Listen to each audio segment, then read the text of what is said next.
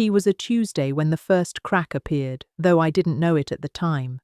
I had gone to the kitchen to make coffee like I did every morning, and I noticed the silence felt heavier than usual. The house seemed too big for just me. Rooms echoed. The walls felt like they were leaning in, pressing with the weight of empty spaces and unspoken words. Mum's chair in the living room still faced the window she always loved, but she wasn't there anymore. Dad's shoes were neatly lined at the door, as if he'd just stepped out and would return any second. And yet, the house felt hollow, like a memory waiting to be remembered.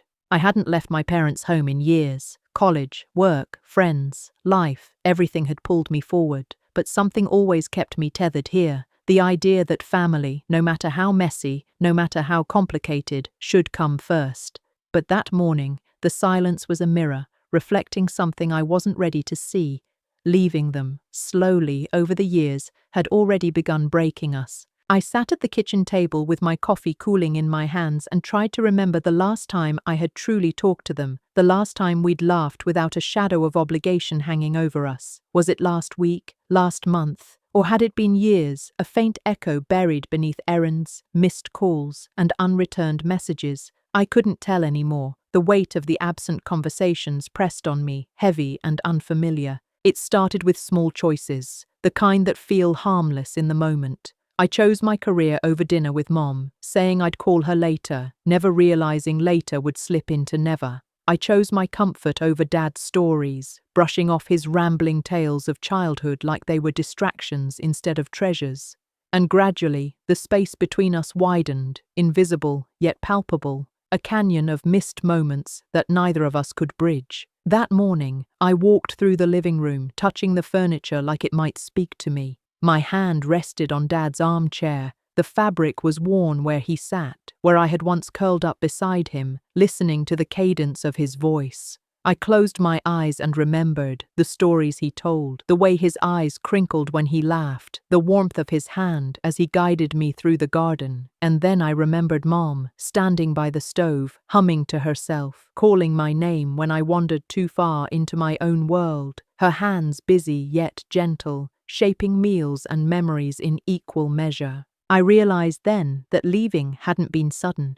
It had been 1,000 tiny choices, almost invisible, almost justified, but leaving had consequences, and the consequences were here, in the silence, in the chairs that weren't warm with human presence anymore, in the rooms that had stopped breathing. I had left them, but in leaving, I had also left parts of myself behind. The day truly hit me when I went into Dad's study, the room where he had kept his books and his journals, the place where wisdom and memory lived. Papers were stacked neatly, but one folder was open, revealing letters I had never read, letters from my parents, addressed to me, filled with words that now cut through me like shards of glass. Advice, love, worry, stories, confessions. I sat down, running my fingers over the pages, and felt a wave of guilt wash over me. Each word was a whisper of what I had ignored, each paragraph a reminder of the presence I had taken for granted. Mom and Dad weren't perfect. They had faults, just as I did, but their love had been constant, unwavering, a quiet force that shaped me even as I tried to distance myself. And yet, by choosing my independence,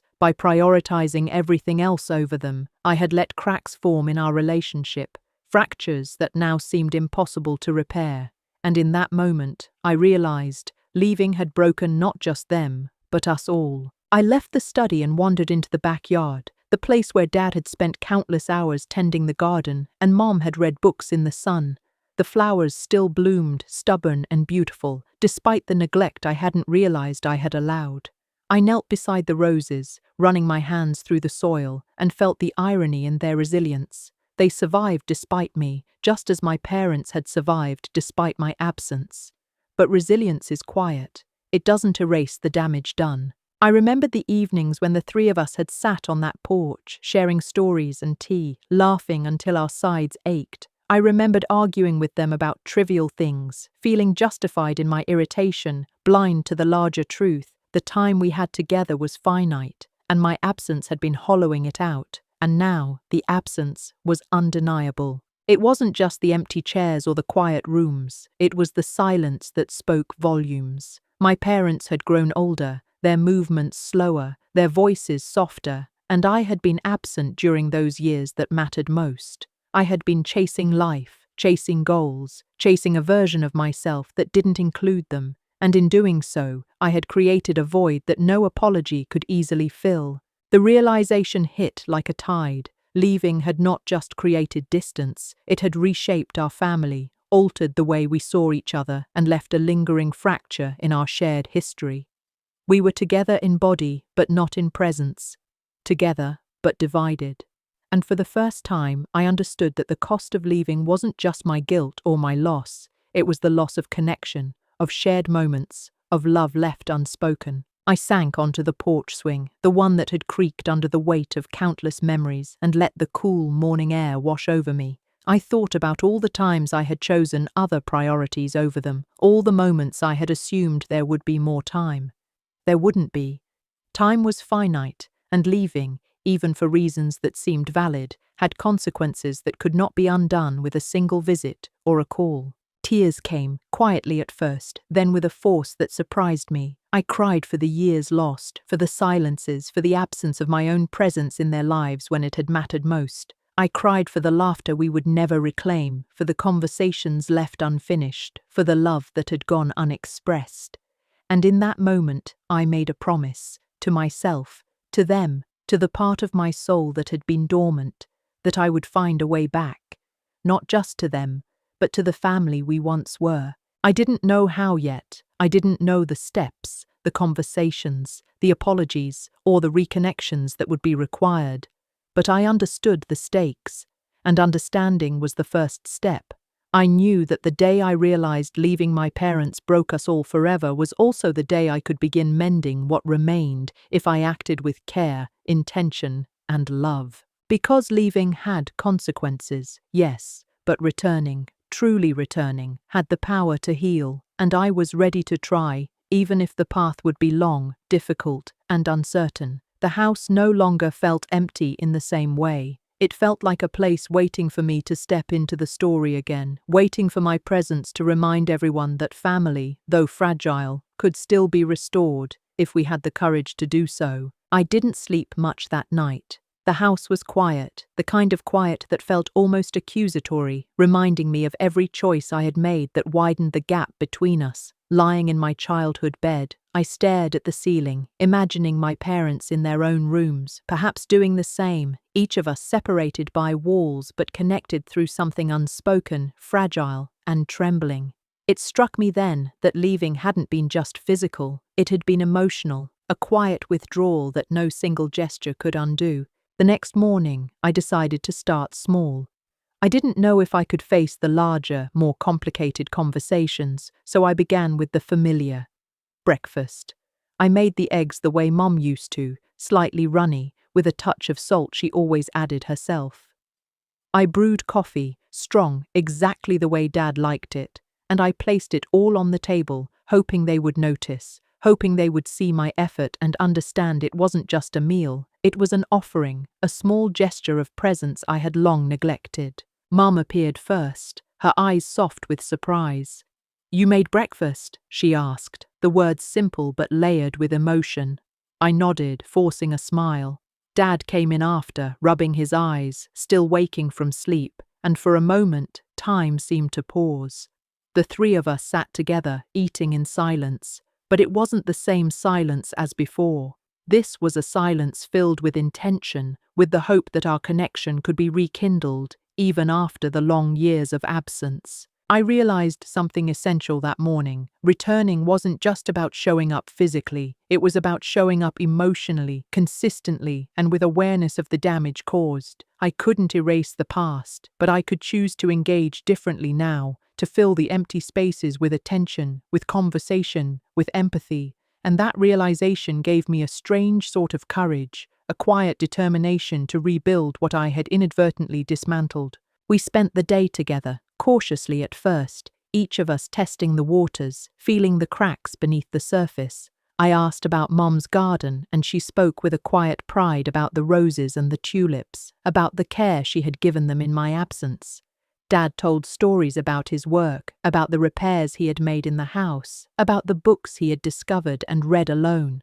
I listened genuinely, savoring the sound of their voices, noticing details I had once ignored, realizing that these small pieces were threads I could use to weave us back together. And yet, I couldn't ignore the tension. The years of distance had created habits, patterns of avoidance and misunderstanding. Mum flinched when I reached for something she had already started to do, and Dad hesitated when I offered advice, as though uncertain if my involvement was welcome. I understood they were wounded too. Leaving had affected them in ways I could not fully comprehend, and acknowledging their pain was part of the process. Rebuilding was not just my responsibility, it was a shared journey, one that required patience, humility, and honesty. By evening, we were sitting on the porch again, the sky painted with hues of orange and pink, the air filled with the faint scent of flowers and earth. I told them about my life, the choices I had made, the mistakes I regretted. They listened quietly, their faces calm but attentive, as if weighing their own responses, measuring the words I had withheld for so long.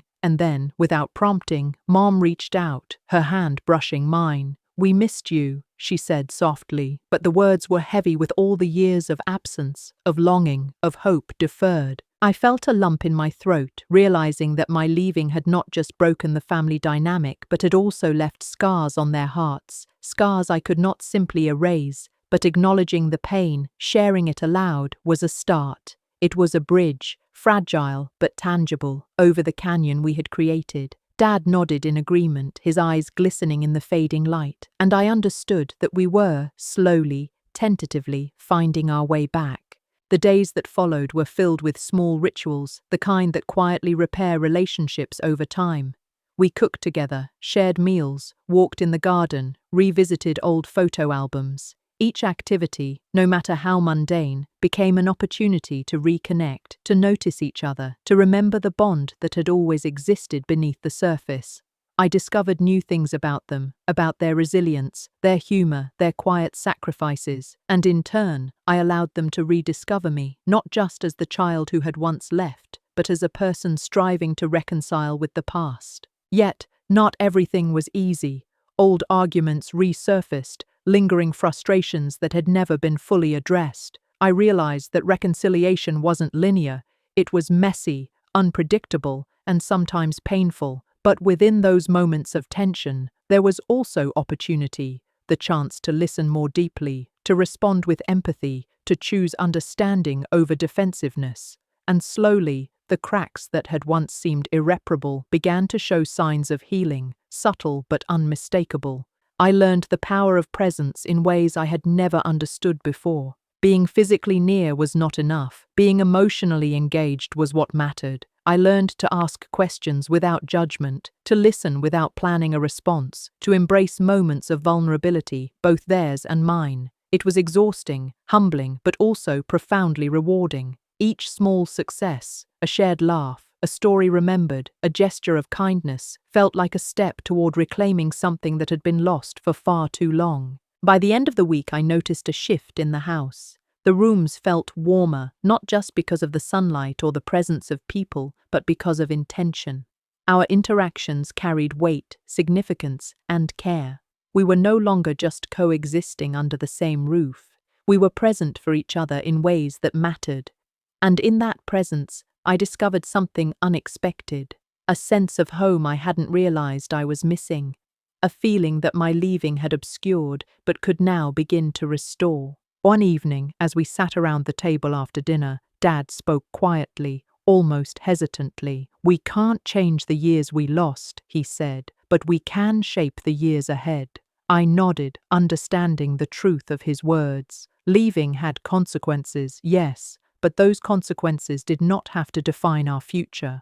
We could choose a different path now, one marked by attention, care, and shared experience. And that choice was ours, collectively, if we were willing to embrace it fully. I realized then that my journey of leaving and returning was not just about physical distance. It was about the emotional gaps I had created, the trust I had to rebuild, the patience required to demonstrate care consistently. It was about understanding that family is not static, it is dynamic, fragile, and resilient all at once, and recognizing this truth was both humbling and empowering. By the time the week ended, I felt a cautious optimism, a hope that the fractures we had endured could be mended over time.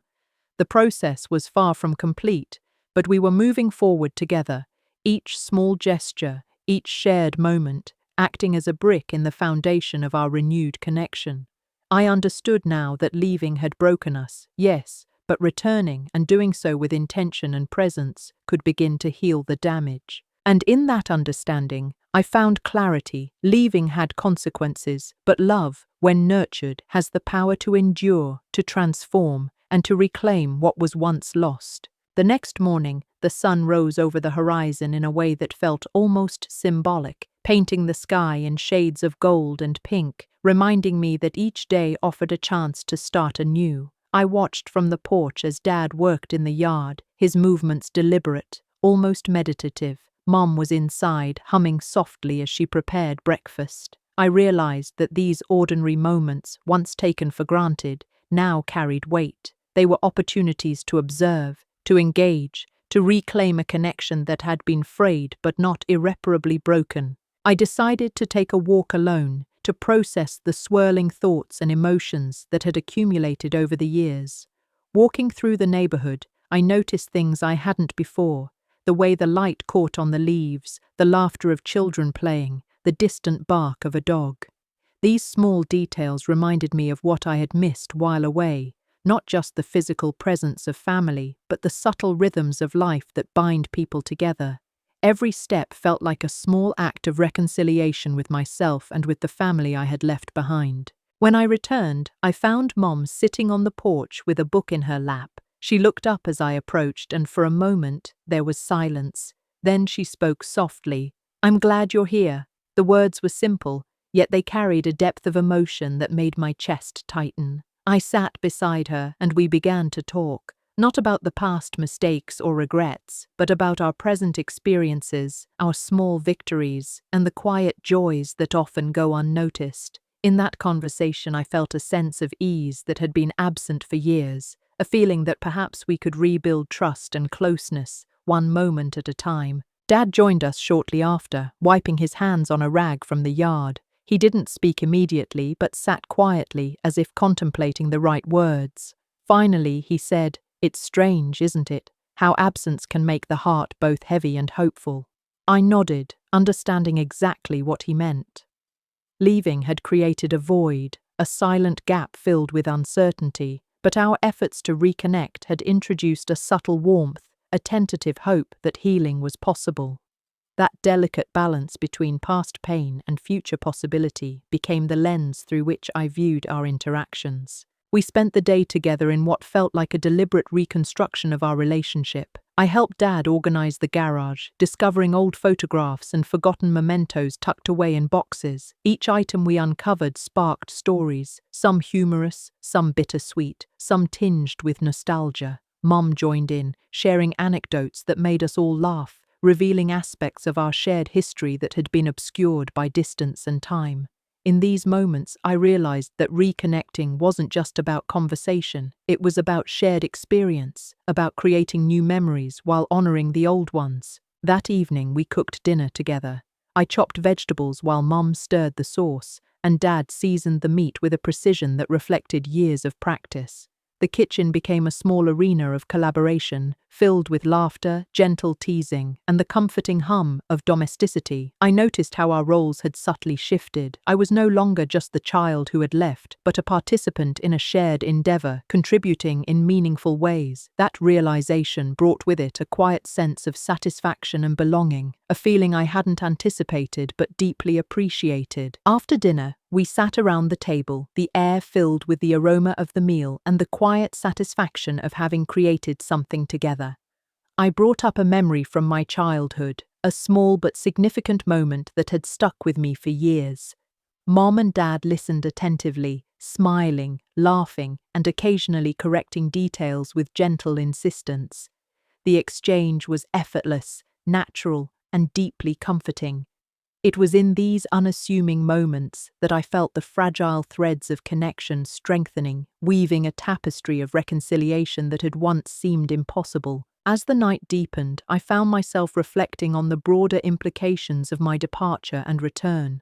Leaving had been necessary for my personal growth, for discovering who I was outside the shadow of my parents' expectations. But the cost had been higher than I anticipated. The quiet suffering, the unspoken disappointments, the emotional distance that had crept in slowly, almost imperceptibly. Returning was not just about correcting mistakes. It was about understanding the delicate balance between independence and familial bonds, about navigating the complexities of love, responsibility, and empathy. I realized that forgiveness, both given and received, was central to this process.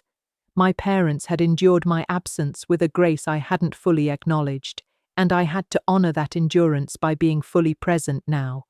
Likewise, I needed to forgive myself for the years I had neglected, to accept that mistakes were part of the human experience, and to commit to building a relationship rooted in understanding and intentionality. That dual process of giving and receiving forgiveness became the foundation upon which we could rebuild slowly and thoughtfully. Over the following days, patterns began to emerge. We established small routines, morning coffee together, shared walks, evening conversations, that created stability and predictability. Within these routines, opportunities for deeper connection arose naturally, a question about a memory, a shared joke, a moment of silence filled with mutual understanding. These rituals, though seemingly mundane, became anchors, grounding our relationship in consistency and care. I noticed that even the simplest interactions, a smile, a touch on the shoulder, a word of encouragement, carried profound significance, reinforcing the bonds we were repairing. One afternoon, as I was helping Dad organize his study, I stumbled upon a collection of letters and journals. They revealed a side of my parents I had never fully seen, their fears, their hopes, their struggles during my absence. Reading those words, I felt a mixture of sorrow and admiration. Sorrow for the pain they had endured, admiration for the resilience and love that had carried them through. It was a humbling experience, one that deepened my empathy and strengthened my commitment to nurturing our renewed connection. Mom noticed my quiet contemplation and joined me, sitting beside me as I sorted through the papers. "It's strange," she said softly, "how life leaves traces in unexpected places. These letters, these journals, they're reminders of what we've endured and what we've survived." I nodded, realizing the truth of her words. Our past, with all its mistakes and missed opportunities, was not something to erase or ignore. It was a part of our story, a necessary context for the love and connection we were now rebuilding. By evening, a sense of calm settled over the house. We sat together in the living room, the soft glow of lamps casting a warm light over familiar furniture. Conversation flowed naturally, punctuated by laughter, thoughtful pauses, and moments of quiet reflection. I felt a profound sense of gratitude, not just for being able to return, but for the willingness of my parents to engage, to forgive, and to participate in the slow work of reconciliation. It was in these moments of shared presence that I realized the true depth of what had been broken and the potential for repair that existed when all parties approached the process with openness and care. As I lay in bed that night, I reflected on the week's experiences. I understood that leaving had irrevocably altered our family dynamic, but returning had introduced the possibility of transformation. The fractures, though real, were not insurmountable. With attention, empathy, and patience, we could rebuild a connection that was perhaps even stronger than before. I felt a quiet resolve, a commitment to continuing this journey with intentionality, recognizing that love requires effort, courage, and a willingness to embrace vulnerability. I also recognized that my relationship with my parents was a mirror of broader human experience. We all leave, in small or large ways, whether through physical distance, emotional withdrawal, or miscommunication. And yet, the opportunity to return, to acknowledge the impact of our absence, and to repair the damage exists for those willing to take the risk. In this reflection, I found a universal lesson. Connection is fragile, precious, and worth the deliberate effort required to nurture it. The next morning began quietly, almost cautiously, as though the house itself held its breath, aware that the fragile peace we were building could be disrupted at any moment. I lingered in the kitchen while Mom brewed coffee, watching the steam curl lazily from the cup. I realized that the simple act of presence, Just being there, sharing space without expectation, was already teaching me lessons I had overlooked during my absence. In the past, I had equated connection with grand gestures or lengthy conversations, but now I saw that it was often the smallest, unassuming moments that carried the deepest weight. Dad emerged from the study carrying a stack of papers and paused to glance at me. "I'm glad you're staying," he said simply. The words, though few, were heavy with meaning. There was an honesty in their simplicity, a recognition that while the past could not be changed, the present offered a canvas for new interactions, for rebuilding the delicate threads of trust and understanding. I nodded, feeling the subtle tension in my chest release slightly, as if the acknowledgement itself had been a balm to old wounds. Over breakfast, we talked about routines and responsibilities. We began discussing practical matters, bills, household chores, weekend plans, but the conversation was layered with deeper meaning. Each decision we made, no matter how mundane, felt like a reaffirmation of our willingness to work together, to create a structure that supported both individual growth and collective harmony. I began to notice how my parents' communication styles had subtly shifted in my absence. Mum spoke with more deliberate patience, Dad with more reflective calm. These changes, though small, indicated a willingness to adapt, to meet me halfway in a shared effort to rebuild our family dynamic. After breakfast, I suggested we take a walk around the neighborhood together. The fresh air and gentle rhythm of movement provided a backdrop for conversation, allowing us to navigate sensitive topics with a degree of ease. We spoke about the past, acknowledging the moments when distance had caused misunderstandings and hurt feelings, but we did so without assigning blame. Instead, the focus was on understanding perspectives, validating experiences, and expressing the desire to move forward collaboratively. This approach, though not easy, felt necessary to prevent old patterns from resurfacing and undermining the progress we had made. As we walked, I observed the subtle ways my parents had adapted to my absence. Dad had developed new routines that reflected his need for independence and reflection, while Mom had taken up hobbies and social connections that enriched her life outside the family unit. Witnessing these adaptations, I realized that absence had not only created gaps, but also fostered growth, both theirs and mine. The contrast between what was lost and what had been gained became increasingly clear.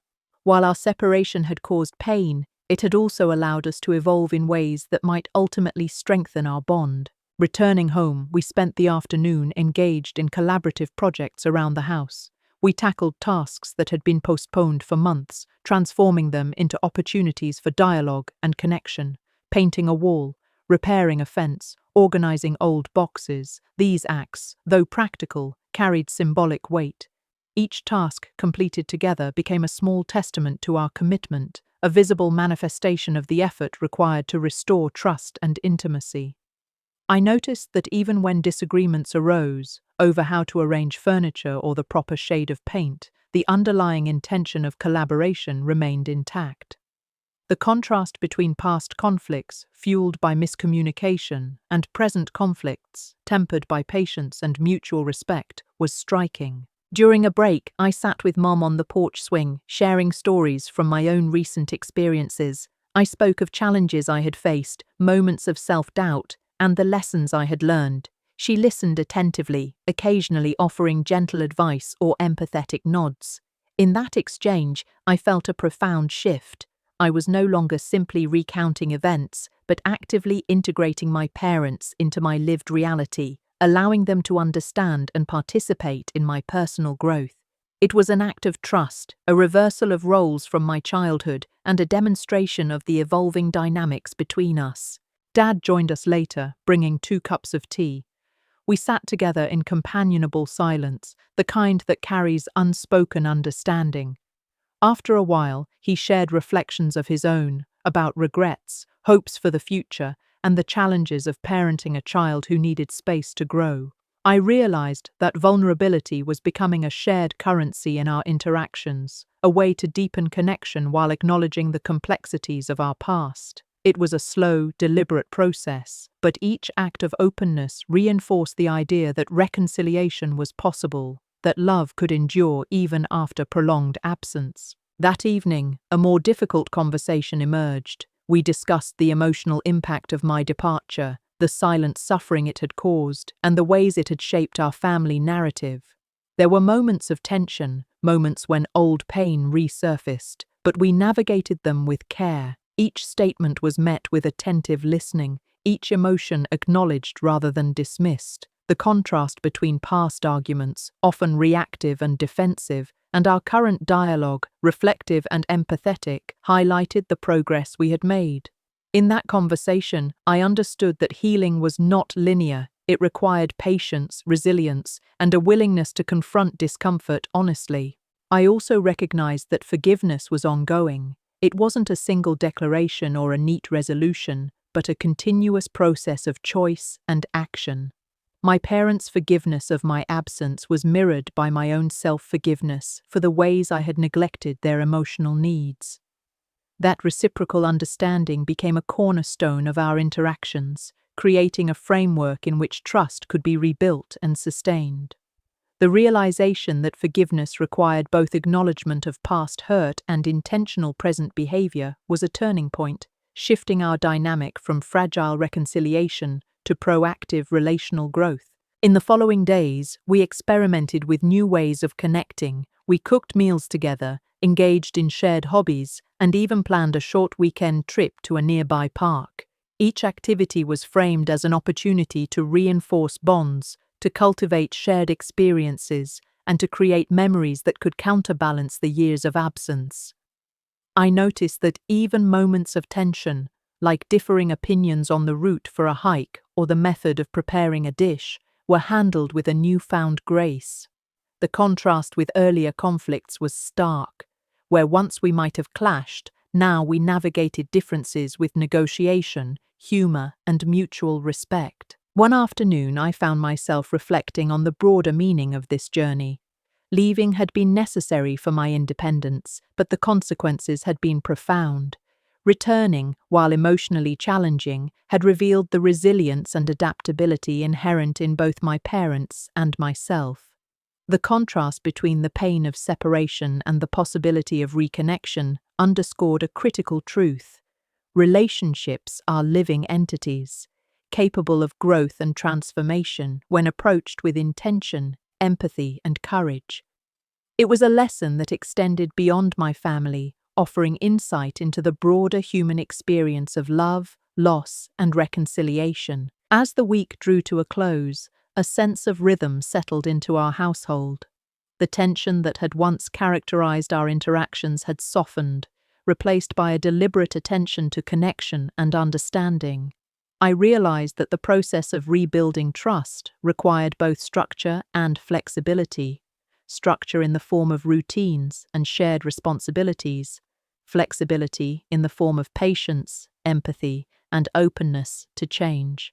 Together, these elements created a sustainable framework for ongoing reconciliation, one that honored the past while embracing the possibilities of the present and future. That night, I sat alone in my room, reflecting on the lessons of the past week. I thought about the moments of vulnerability, the shared laughter, the quiet understanding, and the subtle transformations that had occurred. I recognized that leaving had irrevocably altered our family dynamic, but returning had introduced the possibility of renewal and growth.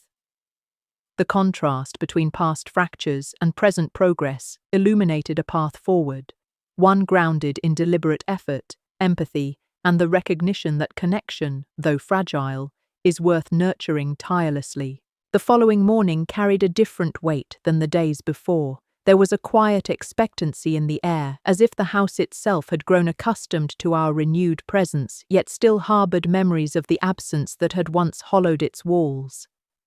I lingered in the hallway, listening to the soft sounds of my parents moving through their routines, Mom humming while preparing breakfast, Dad shuffling through papers in the study. There was an understated beauty in these ordinary moments, a reminder that healing often manifests not through grand gestures but through the rhythm of shared life. Over coffee, the conversation naturally shifted to more personal matters. Mom asked about my work, my friends, and the ways I had grown in the months I had been away. I spoke candidly, revealing both triumphs and struggles, and noticed how her eyes softened with a mixture of pride and concern.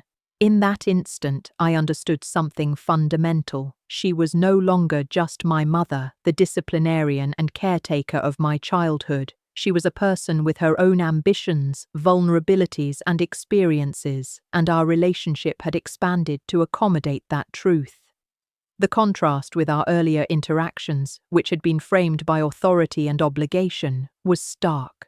Now, we conversed as two evolving individuals seeking understanding and connection. Dad joined the conversation, bringing a more reflective tone. He shared memories of his own past struggles, of moments when he had felt uncertain as a parent, and the ways in which my absence had reshaped his perspective. I realized that while my departure had left scars, it had also provided space for growth. He had learned patience, self-reflection, and the subtle art of balancing guidance with autonomy. The contrast between the past, when he might have tried to control or direct my choices, and the present, where he actively listened and engaged with my experiences, highlighted a profound evolution in both of us. Later in the day, I decided to tackle one of the lingering emotional challenges that had haunted our family since my departure: unspoken resentment. I initiated a conversation about the moments when my absence had caused confusion, hurt, or disappointment. At first, the atmosphere was tense. Old habits of defensiveness and avoidance surfaced, even though none of us intended them to. But as the dialogue progressed, each statement was met with attentive listening rather than immediate reaction. Mom shared how she had worried daily, fearing that our connection might be irreparably damaged. Dad admitted that he had struggled with guilt, unsure if he had done enough to keep the family together.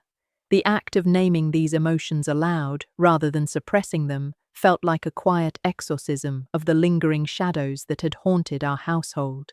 By mid-afternoon, we shifted to a more collaborative activity: organizing the attic, a space long neglected and full of both clutter and memories. Sorting through boxes of old photographs, letters, and childhood mementos, we encountered fragments of the past that elicited laughter, tears, and quiet reflection. A photograph of me as a child, grinning from ear to ear while holding a fishing pole, sparked a conversation about my earliest experiences with my parents. In that moment, the emotional weight of absence and the joy of memory intertwined. I realized that reconciliation was not about erasing the past, but weaving it into a narrative that acknowledged both loss and love. During the process, I noticed subtle differences in how we approached the task. Dad was meticulous, carefully labeling each box and arranging items with precision. Mom was more intuitive, letting memories guide the sorting and often lingering over objects that evoked emotional resonance. I found myself navigating between these approaches, acting as a mediator of sorts, balancing practicality and sentimentality. The contrast in styles mirrored the broader emotional dynamics in our family: a need to honor individual differences while working toward a collective understanding. It was a tangible lesson in compromise and empathy, a skill set that extended far beyond the attic. As evening approached, we sat together around the kitchen table, exhausted but fulfilled. The simple act of sharing a meal became a ritual of reconnection, a symbol that even ordinary routines could serve as anchors for rebuilding trust. Conversation flowed easily, punctuated by laughter and moments of quiet reflection. I realized that the absence of years had introduced both distance and depth. We had learned to value presence, to savor dialogue, and to embrace vulnerability in ways that might never have occurred without the initial separation. The contrast was profound. Where once my leaving had created silence and estrangement, now it had fostered intentionality and appreciation. Later that night, I found myself in my old bedroom sorting through personal items I had left behind. Journals, notebooks, and letters revealed the inner turmoil I had experienced during my departure, the doubts, fears, and longings that had shaped my decisions. Reading them, I felt a mixture of nostalgia and discomfort. I realized that leaving had been both necessary and painful, a paradox that echoed throughout our family history. It was a reminder that personal growth often comes at a cost, and that reconciling with that cost requires courage, honesty, and the willingness to embrace imperfection. Sleep came later than usual as my mind replayed conversations, gestures, and revelations from the day, yet there was a subtle sense of peace, a quiet assurance that progress was being made. I understood that reconciliation was neither immediate nor absolute. It was a continuous, evolving process that demanded patience, empathy, and deliberate action. Each conversation, shared activity, and moment of understanding was a building block, laying the foundation for a more resilient, emotionally attuned family dynamic. The contrast between past discord and present effort underscored a vital truth. Relationships are living entities, shaped as much by daily choices as by grand gestures or apologies. The next morning brought a renewed sense of energy and curiosity. We decided to engage in a family project that combined creativity, problem-solving, and collaboration, designing a small garden in the backyard. The task required planning, cooperation, and negotiation. Dad approached it analytically, drawing diagrams and calculating dimensions, while Mom emphasized aesthetic appeal and the emotional resonance of the space. I found myself navigating between these approaches, integrating both perspectives to create a cohesive plan. The act of building something tangible together became a metaphor for our emotional reconstruction. Careful planning, creativity, and flexibility were all necessary to cultivate growth and beauty. Throughout the day, we encountered minor conflicts, disagreements over plant placement, watering schedules, and decorative choices. Yet unlike past disputes, these moments were handled with humor, patience, and compromise. Each resolution reinforced the evolving nature of our relationships, highlighting the contrast between old patterns of rigid expectation and current patterns of cooperative problem-solving. I realized that the ability to navigate conflict constructively was one of the most important markers of healing, reflecting not just forgiveness, but also mutual respect and shared commitment. As dusk settled over the garden, we paused to admire our work. The newly planted flowers and carefully arranged stones stood as symbols of effort, collaboration, and renewed connection. I felt a profound sense of accomplishment, not just in the physical transformation of the space, but in the emotional journey that had enabled it. Each flower, each stone, represented a small victory over past distance, a tangible reminder that reconciliation requires consistent care, attention, and intention. The contrast between the barren backyard we had started with and the vibrant, collaborative space we had created mirrored the larger transformation occurring within our family. Later that evening, we gathered in the living room, reflecting on the progress of the past week. Mom shared how she felt more connected to me than she had in years. Dad expressed a sense of relief and renewed hope, and I acknowledged the ways in which both of them had evolved in response to absence and presence alike. The conversation was layered with gratitude, humility, and recognition of the work that still lay ahead. I realized that true healing is never a destination, but an ongoing journey, one that requires continual effort, empathy, and the willingness to confront discomfort openly and honestly. The next morning, the sunlight poured through the curtains in a way that felt almost intentional, as if the universe itself was spotlighting the fragile yet undeniable growth within our family.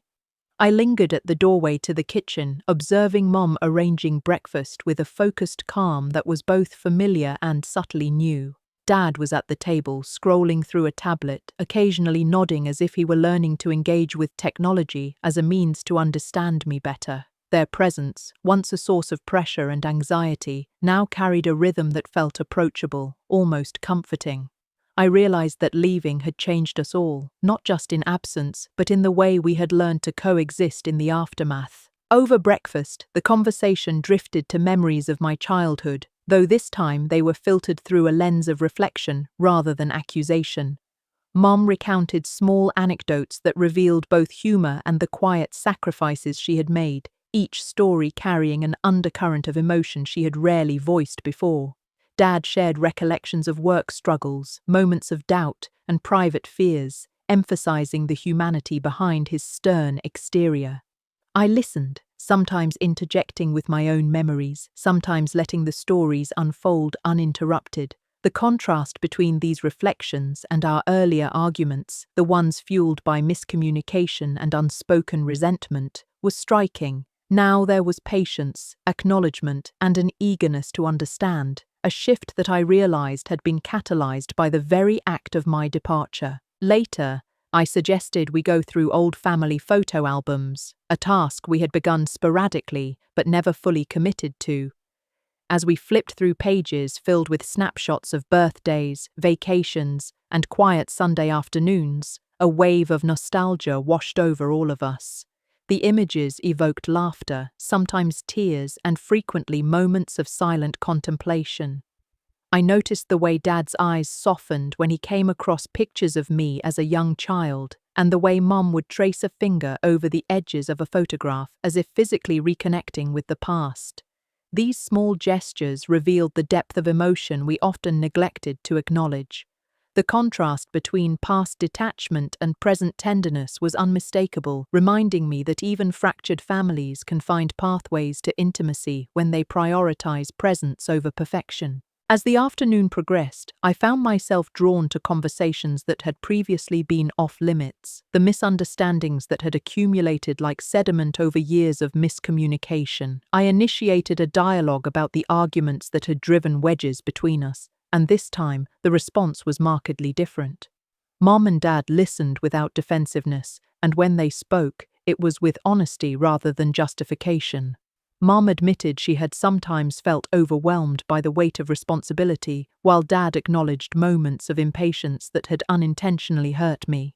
For the first time, the tension that had been lurking beneath the surface seemed to dissipate, replaced by a sense of shared vulnerability. In the evening, we decided to tackle a long-standing home project, repairing the old deck in the backyard.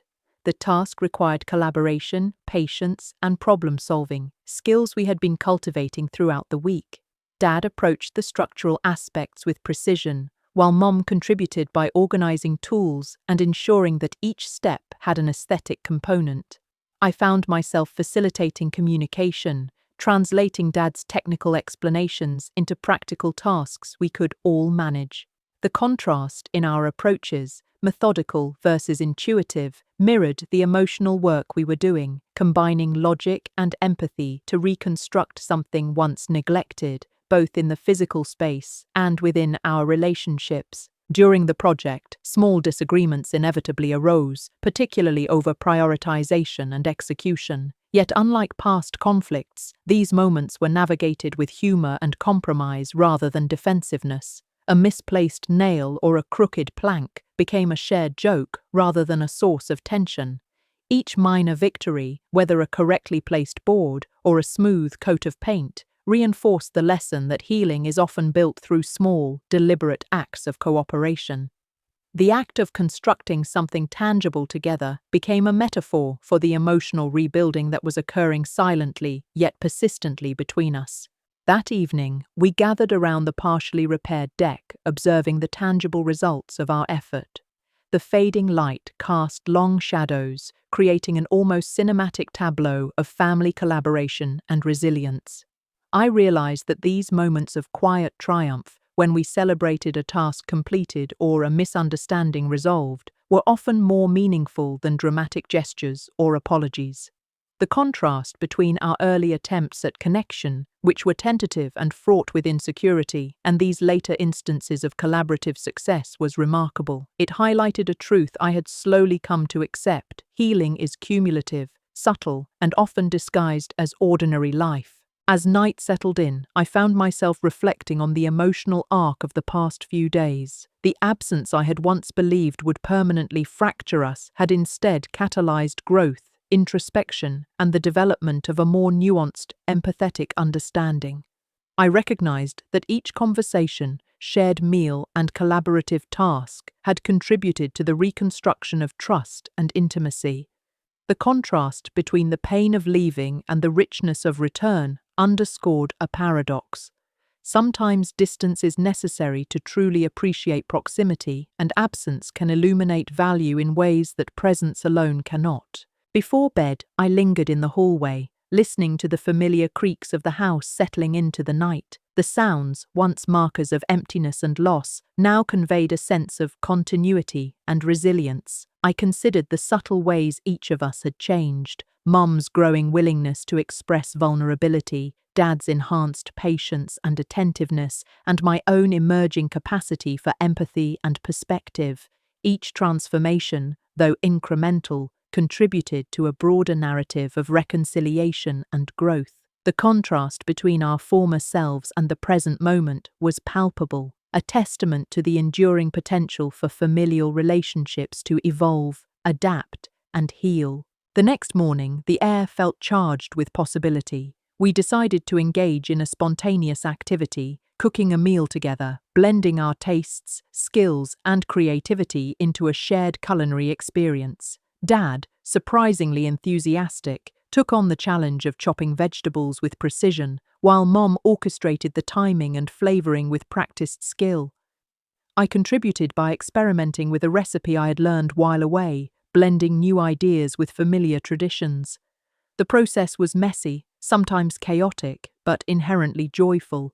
The contrast between past meals, which had often been rushed or perfunctory, and this collaborative endeavor was striking.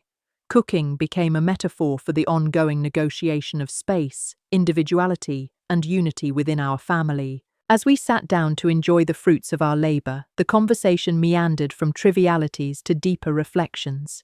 We shared memories, hopes, and even regrets, each statement met with attentiveness and affirmation. Laughter punctuated the dialogue, and occasional moments of silence provided space for introspection. I noticed a subtle shift. The absence of defensiveness allowed us to engage more fully, to listen actively, and to respond with compassion. The contrast between this atmosphere and the tension-filled interactions of the past highlighted the remarkable progress we had made, and it filled me with cautious optimism for the future. The day began with an unusual quietness, a calm that felt almost fragile in its intensity. I woke to the soft hum of the house, the kind of silence that seems to invite reflection rather than routine. In that moment, I realized that these days of proximity had shifted the rhythm of our household. The absence of constant arguments, the pauses where we previously filled with defensiveness, had created a space where understanding could breathe. I wandered into the living room where Mom was leafing through a book, her posture relaxed, yet her eyes carried a depth of thoughtfulness I had rarely seen. Dad was nearby, fiddling with a small model plane he had recently started building as a hobby, each precise movement a reflection of focus and patience. Observing them, I felt a profound contrast between the fractured family I had left and the one slowly emerging before me. We decided to spend the morning outside, taking advantage of the crisp air and the subtle promise of renewal. Walking together along the familiar paths near our home, conversation flowed organically, alternating between nostalgia and speculation about the future. Mum remarked on how certain sights brought back memories of our childhood adventures, each recollection tinged with humor and affection. Dad, usually reserved in public displays of sentiment, admitted he had occasionally regretted missing small but meaningful moments, those fleeting interactions that accumulate into a life narrative. My own reflections emerged naturally, revealing the guilt and relief I had carried simultaneously since leaving. The act of walking side by side, in sync but unforced, became a quiet metaphor for the new rhythm we were learning to navigate together. At one point, we paused by a small pond tucked into the woods behind the house. The water was calm, mirroring the sky and the surrounding trees, and the moment felt suspended in time. I suggested we sit on the nearby bench and talk about the changes we had experienced since I left. Mum spoke first, her voice steady yet infused with emotion. She shared the challenges she had faced while learning to balance work, family, and her own sense of self. She admitted that my absence, painful as it had been, had forced her to confront aspects of herself she had previously ignored. Dad followed, recounting how he had wrestled with pride, stubbornness, and the fear of vulnerability. He explained that stepping back and giving me space had been an unexpected lesson in humility, patience, and unconditional support. The contrast between our present openness and the defensive walls we had once maintained was stark, almost startling in its clarity. I shared my own perspective, carefully articulating the mix of relief, sadness, and guilt that had accompanied my decision to leave. I described the initial thrill of independence, the excitement of forging my own path, and the harsh reality of confronting solitude and responsibility without the safety net of home. Yet, in this reflection, I also recognized a profound truth. Leaving had not severed our bonds. Rather, it had stretched them in a way that tested their resilience. Each of us had been forced to confront our weaknesses, fears, and assumptions, and in doing so, we discovered capacities for growth that might have remained dormant if life had followed an uninterrupted, comfortable trajectory. As the morning waned, we returned home and engaged in a quiet, deliberate activity, sorting through letters, journals, and small keepsakes that had accumulated over the years. Each item we uncovered carried with it a story, a fragment of memory that had previously been overlooked or forgotten. Mom found a collection of letters I had written during my first months away, expressions of frustration, longing, and tentative hope. Dad discovered a set of childhood drawings that revealed my early fascination with mechanics and creativity, pieces of myself that had once gone unnoticed. The act of sifting through these artifacts became a shared exploration of identity, memory, and the passage of time. The contrast between past neglect and present attention underscored the importance of mindful engagement in sustaining relationships. During this process, small disputes arose, as they always do when intimate histories are revisited. Misinterpretations of tone, forgotten context, and residual hurt threatened to interrupt our progress. Yet this time the interruptions were brief and navigated with empathy. We paused, clarified intentions, and sometimes laughed at the absurdity of human fallibility. These moments reinforced the lesson that reconciliation is neither linear nor flawless.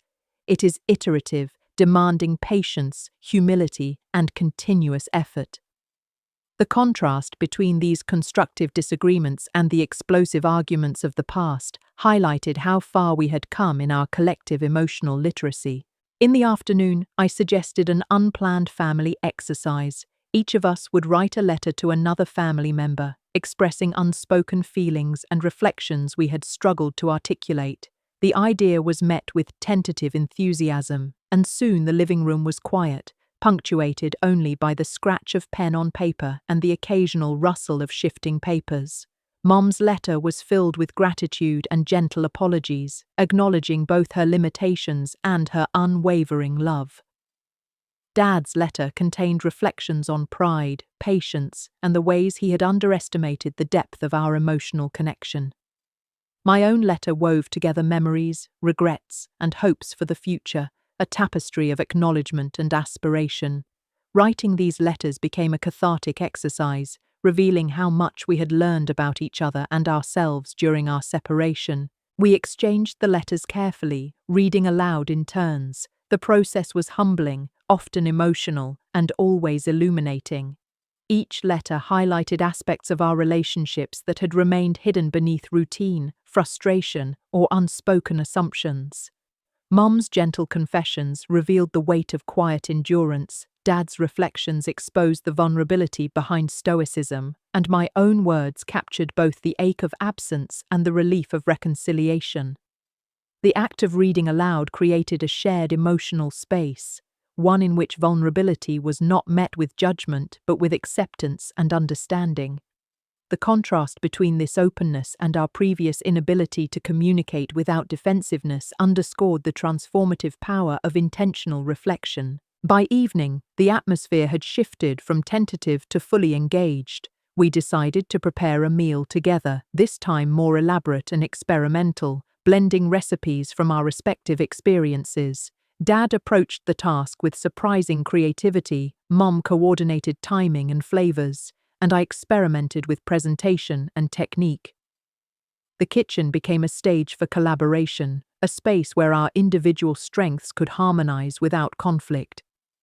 The act of creating something together reinforced a theme that had emerged repeatedly during my stay: Healing, connection, and growth are often embedded in small, shared actions, each contributing incrementally to a more resilient bond. After dinner, we lingered in conversation that drifted seamlessly from humor to reflection, memories to aspirations. The laughter was easy, the silences comfortable, and the occasional disagreements constructive rather than destructive.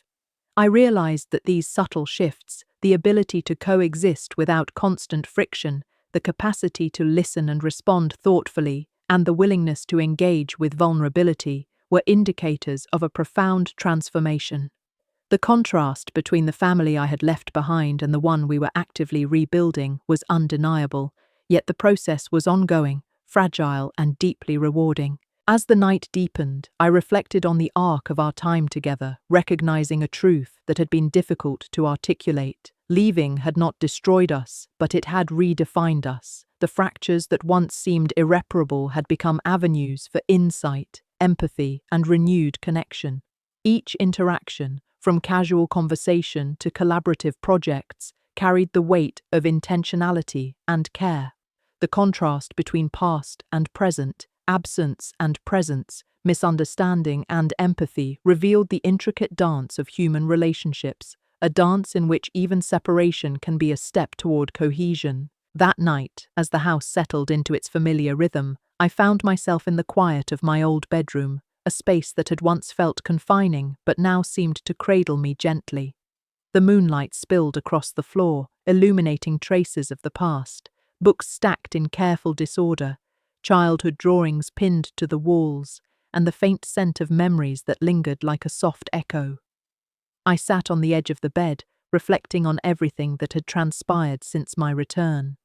It struck me that the process of leaving and coming back had created a paradox. In order to understand the depth of our connection, distance had been necessary, yet in order to truly heal, proximity and presence were essential. The contrast was stark, almost painful in its clarity, but it also carried a profound beauty. Sleep eventually claimed me, but it was not the restless sleep I had known in years past. Instead, it was layered with reflection, dreams that stitched together fragments of past regrets and future hopes, and the quiet understanding that life's most important lessons often arrive through the intersections of absence and presence. When I woke the next morning, the air felt different, lighter, yet charged with the subtle gravity of unspoken truths now articulated. I joined my parents for breakfast, and the conversation flowed naturally, enriched by the vulnerability and honesty that had begun to define our interactions. We spoke not only of everyday matters, but also of the small realizations that had emerged over our shared days, the importance of patience, the recognition of hidden burdens, and the understanding that love is both steadfast and evolving. After breakfast, we decided to take one last walk together before I left again, knowing that life would continue to demand my independence. The walk was slower this time, deliberate, each step infused with the awareness that this moment was a culmination of more than just reconciliation. It was a testament to the enduring nature of familial bonds, even after years of distance and misunderstanding. Mum spoke about the small victories of recent weeks, like the ease of shared tasks and the laughter that now accompanied previously tense moments. Dad reflected on the ways he had begun to see me not only as his child, but as a complex individual with autonomy, strength, and insight. I shared my own observations, the clarity I had gained from separation, the humility I had discovered in confronting my own limitations, and the gratitude I felt for their willingness to grow alongside me. We paused near a hill overlooking the valley below, a place that had always felt like a sanctuary in my childhood. The view stretched endlessly, blending the greens of the forest with the soft hues of the horizon, and in that moment, a sense of perspective enveloped me. I realized that leaving had been necessary, not as an act of rebellion, but as a form of self-discovery. It had exposed the fragile edges of our relationships, forcing us to confront truths we might have ignored if life had remained uninterrupted. Yet, it had also illuminated resilience, love, and the power of intentional presence. Standing there, I felt the weight of past mistakes and the lightness of new understanding intertwined. each informing the other in ways that were both humbling and inspiring. As the day progressed, we returned home and engaged in more ordinary activities: laundry, organizing spaces, preparing for the week ahead. But these mundane acts carried a new significance. Each gesture, no matter how small, was a reminder that connection is built not only in grand declarations or dramatic reconciliations, but in the quiet, consistent attention to shared life.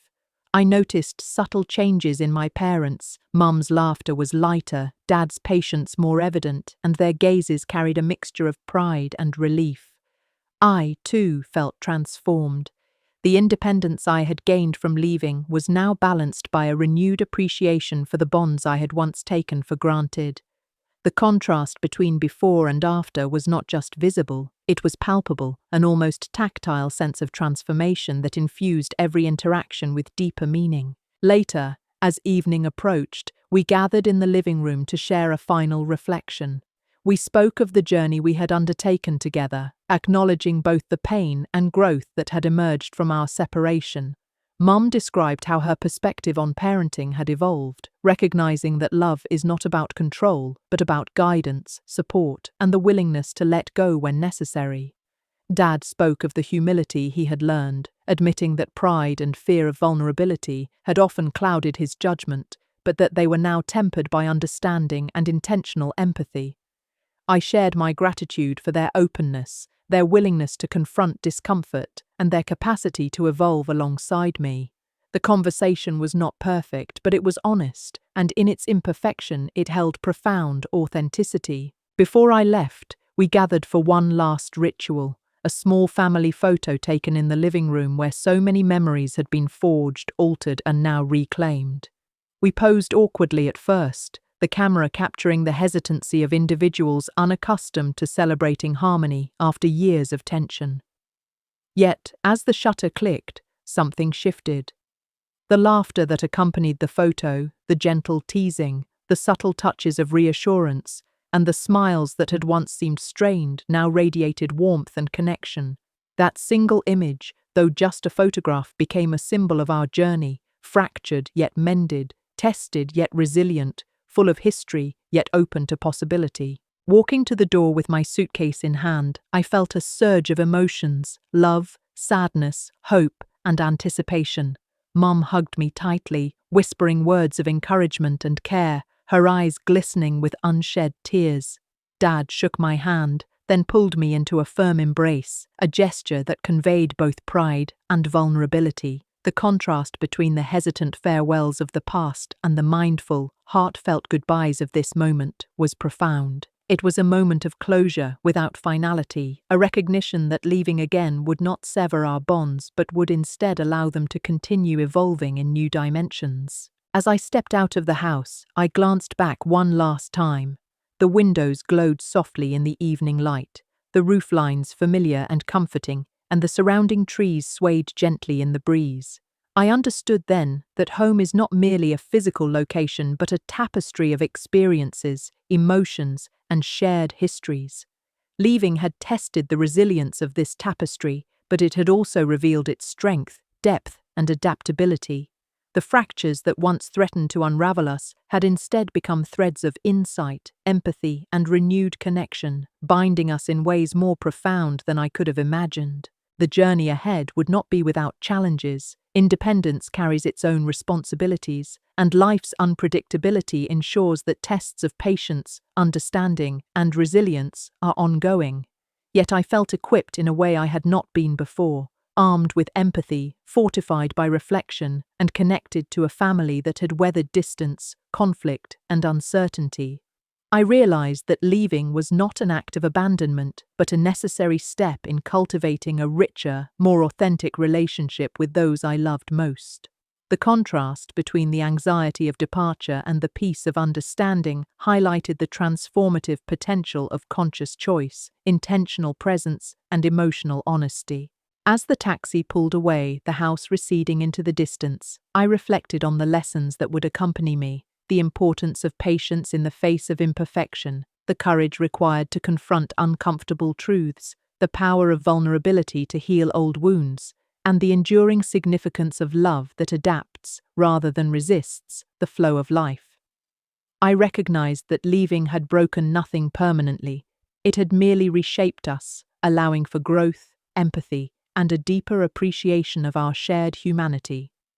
The journey of distance and return, of struggle and reconciliation, had forged bonds that were no longer taken for granted, but celebrated, nurtured, and understood. Even as the city lights drew nearer, a symbol of my ongoing independence and new chapters, I carried with me the quiet strength of our transformed family.